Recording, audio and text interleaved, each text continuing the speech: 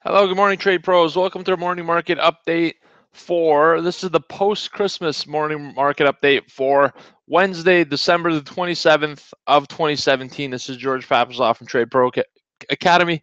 I take a few days off. I can't even talk. First and foremost, I got to start out by saying I hope you had a great holiday season. We still got New Year's coming up. That's going to be a great party. And I have a few things I'm going to post on YouTube for New Year's to help you set some resolutions the intelligent way. And most importantly, what you need to do, this one thing you have to do on New Year's in order to ensure your success for the upcoming year. That video will come up this weekend, Saturday into Sunday, and we have videos daily here on our YouTube channel as well. So for today's session, we're going to take a roundabout trip around the world, and then we're going to talk about oil and why retail stocks are trading higher, and also the price of copper. So that's the three things we're going to cover in today's morning market update. We're going to slip into trading here in our live trading room. I want to start out by saying this. We're in holiday mode, and despite the fact that markets are open, we still are going to be in reduced volume, thinly traded environments, reduced volatility. So be careful out here in the next 3 days. Despite the fact that markets are open, you need to be careful and manage your risk. So here's what I would suggest for the rest of this week. This is what I'm personally doing, and I'm going to suggest it out there for you as well. Trade half the volume. Okay, so if volume is weak, trade half the contract size. If you're used to trading 6 lots on the SPOOs, S&P 500 futures, trade 3 lots. Reduce the size of your contracts, reduce the frequency of your trading, all right, and you're going to do well. So trade less and trade smaller size, and you'll still have opportunity for this week. You'll just get yourself out of trouble because that's what the professional traders are doing. Most of the pros aren't even on the desk this week. They extend their holidays and are coming back on January 2nd. January 8th is when you officially get the pickup in volatility, and everyone will be back from holidays. There's no more excuses. All right, let's take a tour around the world. Japan's up 0.1% this morning, or close the session up 0.1%. Hong Kong's up 0.1%. China's down almost a percentage point. We'll talk about that in a moment. India's down 0.3%. In Europe at midday, London's up 0.2%. Let me just move the mic away from my face a little bit. Paris is flat. Frankfurt is flat as well. And here in the United States, futures in the morning, Dow Jones is up about 0.1%. S&P is up 0.1% as well. Nasdaq's up 0.1%. And crude oil is down 0.7 to 59.57. So crude's selling off a little bit, but it's just given up some of the gains. It's had quite a rally in 2017, quite an impressive move here to close out the year, and just giving back some of those gains. Gold prices are up 0.2% to 1290.60, and Bitcoin is down 1 percentage point, stabilizing near the 16,000 mark after dropping over 30% and touching briefly 11,000 for the first time in a while. So I'm looking at this rally in Bitcoin. It's bouncing back, but the volumes are weak. So be careful. Whenever you have a massive sell-off on high volume and then a slight rebound on low volume, that's what we call in the business the dead cat bounce. Why is it a dead cat bounce? It's very graphic, but if a cat falls off the balcony, even a dead cat can bounce. So it's not like nobody said traders were interesting people. They just have strange analogies. You got to have a few screws loose to want to be a trader, honestly, and maybe even a few screws completely missing, not even loose. That's what I want to talk about on the Bitcoin front. So you can see overall markets are slightly stronger in Europe and the United States, but a little bit weaker in the Asian session. There isn't a whole lot going on in today's session. There's not going to be massive news, only one news event.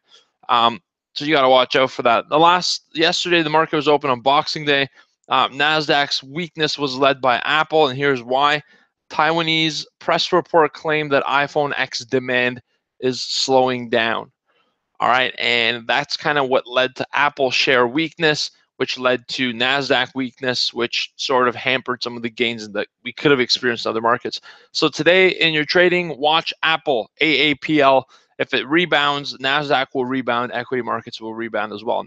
Apple's your correlation leader for NASDAQ, which is a correlation leader for S&P 500. So keep an eye out on that in today's session. I'm telling you, it's going to be important. Okay, today's economic calendar, we have at 9 a.m. We had a whole bunch of stuff in the morning, not important. 10 a.m. is the big release, consumer confidence. That's going to come up 30 minutes after the open at the top of the hour. And then we also have pending home sales that comes out at the same time frame as that. Then we have a few auctions, 11:30, right on the European close. We have 13 billion 2-year FRN auction. Then we have the results of a $34 billion 5-year note auction from the United States at 1 p.m. Okay, let's talk about this. World stocks are higher along with copper. All right. Oil hit $60 a barrel. Now, here's why. There was an explosion at the Waha oil production pipeline, and that feeds into Libya. And that explosion was expected to reduce capacity by 90,000 barrels of output. It's usually 260,000 barrels output. So about 40% of the capacity comes offline on that pipeline in Libya, and that kind of sent prices a little bit higher as a knee-jerk reaction. I think now we're selling off to give up some of those surprise updates on the Libyan oil pipeline front. All right, copper takes a massive jump and hits pretty much a 2013 high. It went out there to challenge the 2013 high in copper prices. It's been a great trend.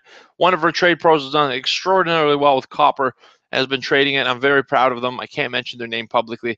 You need a release for that. So, but you know who you are. Congratulations. You've been doing phenomenal. I'm very proud of you. All right. So copper surges 2013 year highs. That's on news that I'm going to butcher this. Jiangxi Copper. On the pink sheets, the symbol is JIXAY if you want to look at that. China ordered its top metal producer, that company, to halt output to combat with water pollution. So it says too much water pollution, let's reduce some of the output, and that's their top steel maker. And guess what? Their top copper maker, rather, guess what? When you halt or limit output, you're messing with supply. And when you reduce supply, given that there's the same level of demand, more people are looking for less goods, which means they should be willing to pay more, and price goes up. That's just basic economic tenet. Okay, so that's why oil's up, that's why copper's up, and follow that as well. Copper future symbol CPE, or just CP for copper, and oil is CL. All right, so if you guys want to watch the terminal so far, you got to watch Apple, CL, CP in today's session. Retail stocks. I've been talking about this trade for a long time, long the XRT. XRT is the retail ETF, and it's a trade pro favorite to hold that ETF, that sector, to be long that sector, be exposed to it through the end of Christmas and the first day of the new year, and then dump it, sell it for a profit. Well, that trade's paying off.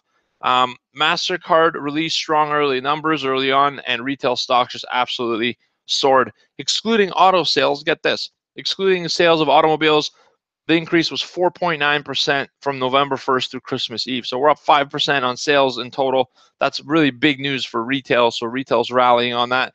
Retail's been very weak. We've known the Amazon effect that's been kind of killing off retail. And now into the holidays, retail's gotten a little bit of a boost. Get this, though. That's the fastest pace, by the way, since 2011. So that's really good. But get this. E-commerce is up 18.1%. So while retail's up 5%, e-commerce or online sales are up 18%, which is 300% more than what the retail numbers. So despite them coming at the strongest numbers since 2011, they're still losing out to online shopping business. I did about 90% of my shopping online this year, and 10% of the shopping in person, because I went with the fiance to go shopping, and then I was suckered into some deals and shopping for some stuff. Who did I buy stuff for in person? Myself. So I don't know if that counts. I shop for myself in person, I guess. That's what ended up happening. All right, so e-commerce is up big, and the whole part of the reason that these retail sales were a little bit stronger based on analyst output and feedback was the fact that the way Christmas fell this year, it was on the Monday, so it really allowed the Saturday and Sunday, 2 weekend days leading up to Christmas, for shoppers to go in and go crazy because it was their weekend. Everyone working 9 to 5 said, hey, I got the weekend off. I'm going to go party, and, well, I'm going to go spend some money. I don't know how much of a party that is. So, guys, let's recap this. I got to turn around and start doing this trading room and open it up with their team. Here's a recap. Apple led the way yesterday lower. Watch for it today. All right. Copper is ripping on highs. Oil prices are ripping on highs as well, but giving back some gains. Watch those two assets. Today, I think crude oil is going to be a better product to trade than S&P 500 and NASDAQ. I think crude oil will see a little bit more volatility in today's session. Doesn't mean that you have to. I'm just saying that's where the opportunity is.